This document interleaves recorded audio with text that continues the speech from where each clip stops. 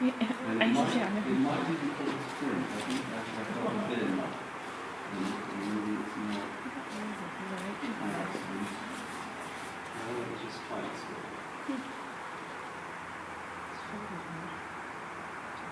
It's lost doing what it wasn't teaching. Normally I would either manipulate it again, quite rotational, or get working with the vector. We didn't use this quite, but it's sensitive before it's stored it sensitive. That's the place. Come back to nice and easy. Nice and easy.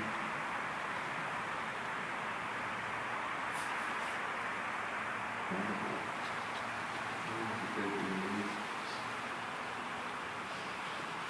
Some point to lose the pain sign right away. Others will take 2 or 3 weeks. And to my mind, it's the more chronic ones with their problems for a longer time, and then the more intense pain start with, it will take longer. Oh, that's a reflexive motion.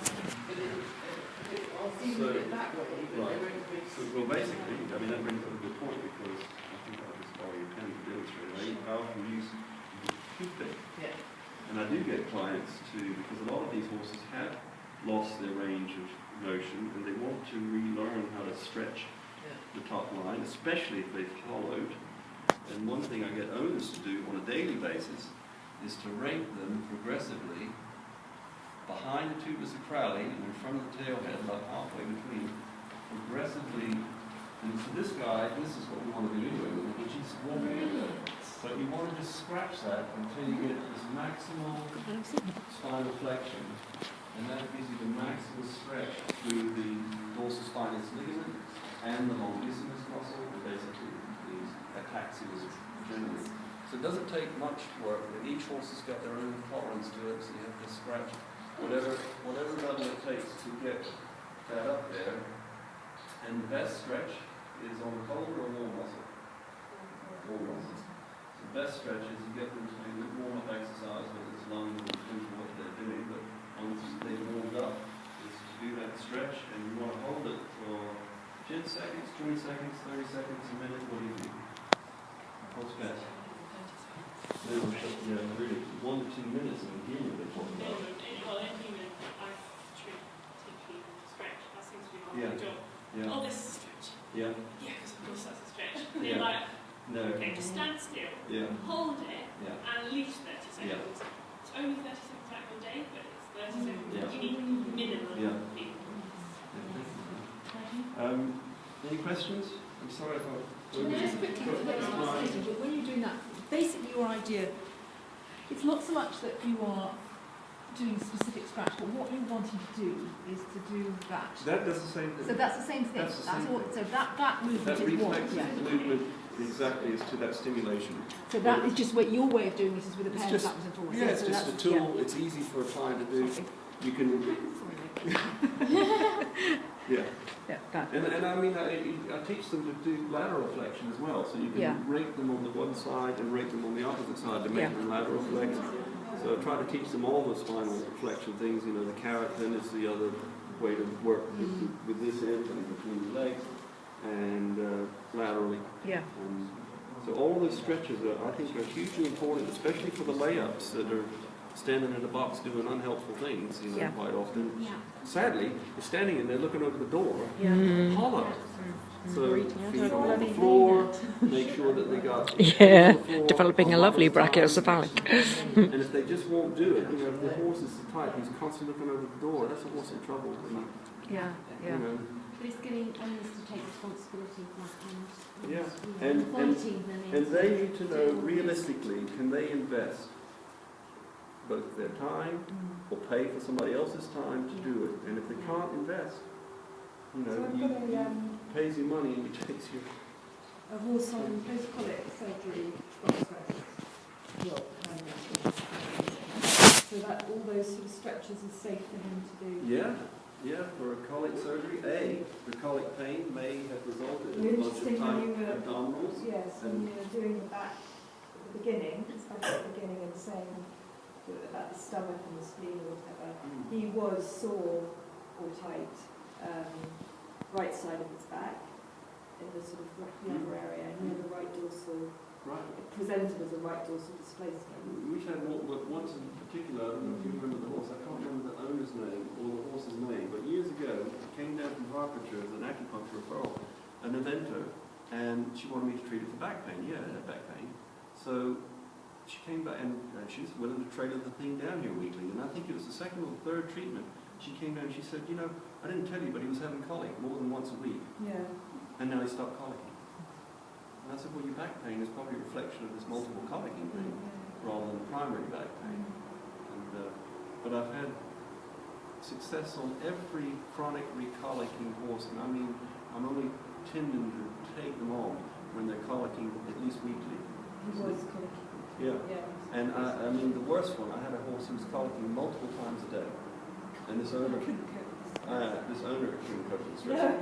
And I mean, most of the time she was walking it off and getting rid of the problem. She'd done everything she could on the dietary front, on the exercise management front. He couldn't tolerate grazing more than an hour. He could bellyache. He couldn't tolerate eating certain foods, you know, bellyache, blah, blah, blah. And 3 treatments stopped him colicking.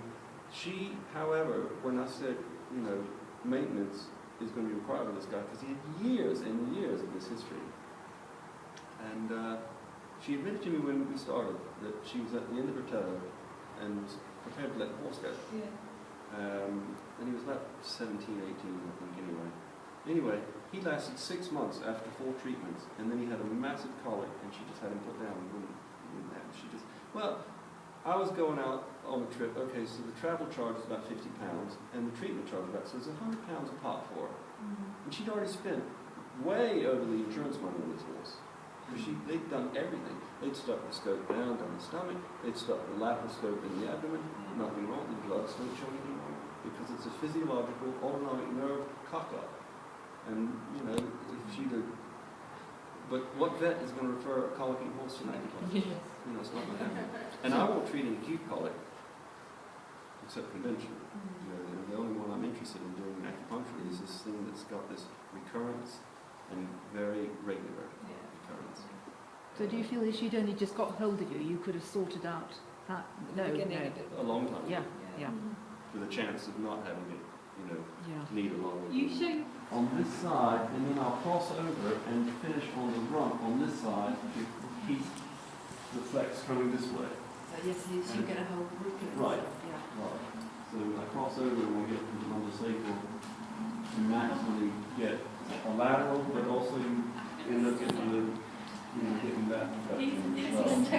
And then doing it opposite. And, you know, you want to, I mean, you wouldn't do this on every horse and stand back there and not risk the kneecaps. Yeah, but lovely responses being lost. here. Oh yeah, no, Beautiful. this is the kind of horse you like. Yeah, no, wonderful response. Yeah. You know, he's not dead in the back. You know, this is fantastic.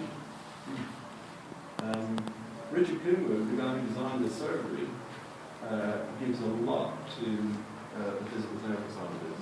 It is not what you call typical surgeon. He just thinks it's surgery and it's fixed. He's thinking outside the box. He's definitely, his sheet is a page long, you know, I just basically took his advice. Yeah. You know, it's a page long, it's quite involved. And so it's nice to see sort of a surgeon presenting work, which is much more holistic, if you like, as far as post-op medicine. Because how many horses, I mean, the dorsal spinous resection was a nightmare because A, they couldn't be ridden for ages afterwards. You know, quite often it was common for them to have 3 months of, maybe 2 months box rest, and then maybe a small little pen or something to go out with. Some of them cross-type.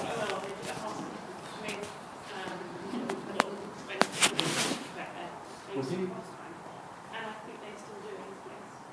Well, that's in spite of Can you taking describe physio. that? I don't understand What that. they do is cross-type, so they put They a can't leg lie down. in the stable, they Right. put 2 leg ropes, they're attached to either side, and they are not to lie down. Stops them lying They down. stop them lying down. Or turning around, or whatever, scratching their ass, you They know, can't with do their teeth or anything, whatever. unless they can get their bum against a wall to scratch.